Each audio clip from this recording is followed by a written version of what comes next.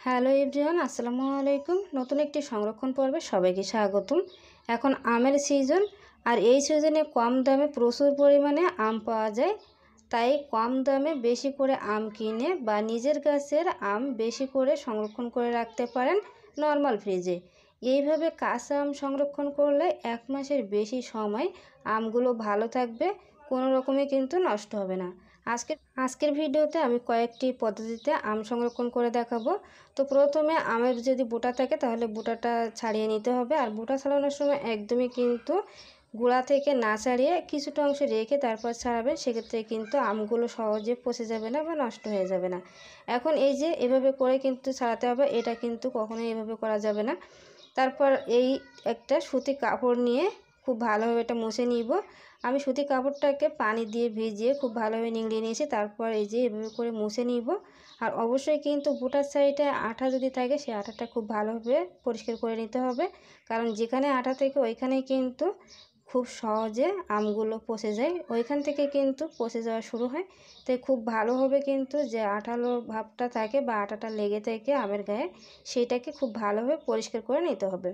তো ভিজা কাপড় দিয়ে পরিষ্কার করে সাথে সাথে কিন্তু একটা শুকনো কাপড় বা টিস্যু দিয়ে মুছে নিতে হবে, তা না হলে কিন্তু আমগুলো একটু অন্যরকম কালার হয়ে যায় ফ্রিজে রাখার পরে।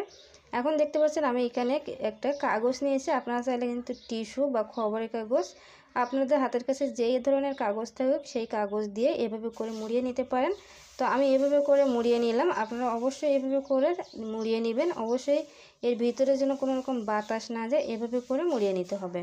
তো এক এক করে আমি সবগুলো এভাবে মুড়িয়ে নিব। চাইলে কিন্তু আপনারা শপিং ব্যাগে বা সুতি কাপড় দিয়ে এভাবে করে মুড়িয়ে নিতে পারেন, সেক্ষেত্রে কিন্তু কোনো রকম সমস্যা হবে না। হাতের কাছে যদি কাগজ না থাকে তাহলে সুতির যে ভাঙা আছে বা কাপড় আছে সেটা নিতে পারেন। তো এভাবে করে সবগুলো আম আমি একটা কাগজে করে মুড়িয়ে নিলাম।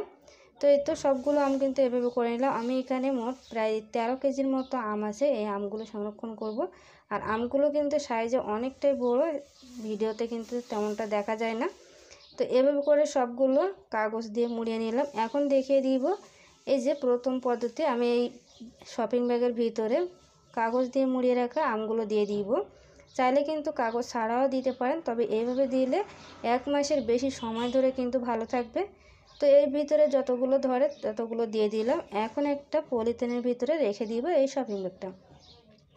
কাগজ দেওয়া, তারপর শপিং ব্যাগ, তারপর এই যে পলিথিন দেওয়া, এভাবে যদি দেন সেক্ষেত্রে কিন্তু ফ্রিজে রাখার পরে যে ঘেমে যায় বা ভিজে যায় সেটা কিন্তু সরাসরি আর আমের গায়ে লাগবে না। প্রথমে কাগজটা ভিজবে, তারপর শপিং ব্যাগ, তারপর কাগজ, তারপর কিন্তু আম। তো এভাবে যদি আপনারা রাখেন তাহলে কথা দিচ্ছি নর্মাল ফ্রিজে 1 থেকে 1.5 মাস ভালো থাকবে। এখন দেখিয়ে দিব 2 নম্বর পদ্ধতি। আপনাদের হাতের কাছে যদি জিপলক ব্যাগ থাকে তাহলে এই পদ্ধতিতে আপনারা সংরক্ষণ করে রাখতে পারেন। আমার কাছে সব থেকে এটাই বেস্ট মনে হয়। এভাবে যদি আপনারা আম সংরক্ষণ করেন সেক্ষেত্রে কিন্তু জায়গাও কম লাগে।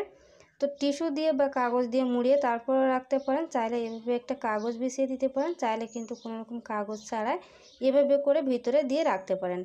তো এই তো আমি এভাবে করে দিয়ে দিলাম। তারপর ভিতরে যে বাতাসটা আছে সেই বাতাসটা খুব ভালোভাবে বের করে নিতে হবে, তা না হলে কিন্তু ভিতরে পানি জমাট বেঁধে খুব তাড়াতাড়ি নষ্ট হয়ে যেতে পারে। তাই অবশ্যই কিন্তু যে পাত্রে রাখবেন বাতাসটা বের করে তারপর রাখবেন, সেক্ষেত্রে কিন্তু দীর্ঘদিন পরেও আমগুলো একদম সতেজ এবং টাটকা থাকবে।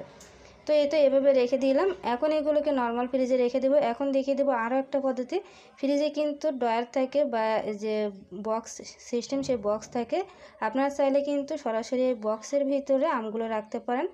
তো এই তো ফ্রিজ থেকে আমি বক্সটা বের করে নিয়ে আসলাম। এখন এর ভিতরে একটা তোয়ালে দিয়ে দিব, মানে সুতি একটা কাপড় দিয়ে তারপরে আমি একটা একটা করে আম বিছিয়ে দিব। এভাবে দিলে আর অবশ্যই কিন্তু আমগুলো একটু ফাঁকা ফাঁকা করে দিতে হবে, একটার একটার গায়ে না লাগে এমন অবস্থায় দিয়ে দিতে হবে। তো এই তো আমগুলো সাজিয়ে নিলাম। এখন এগুলোর উপরে যে কাপড়টা ছিল সেটা দিয়ে দিব, তার আগে একটা কাগজ দিয়ে দিলাম। দিয়ে এভাবে লেয়ার করে আপনারা কিন্তু আরও আম রাখতে পারেন। তো এখন এই তোয়ালিটা দিয়ে খুব ভালোভাবে যে চারি সাইড মুড়িয়ে নিলাম, মানে বাতাসটা যেন ভিতরে না যায়। তো এভাবে আমি নর্মাল ফ্রিজে রেখে দিব।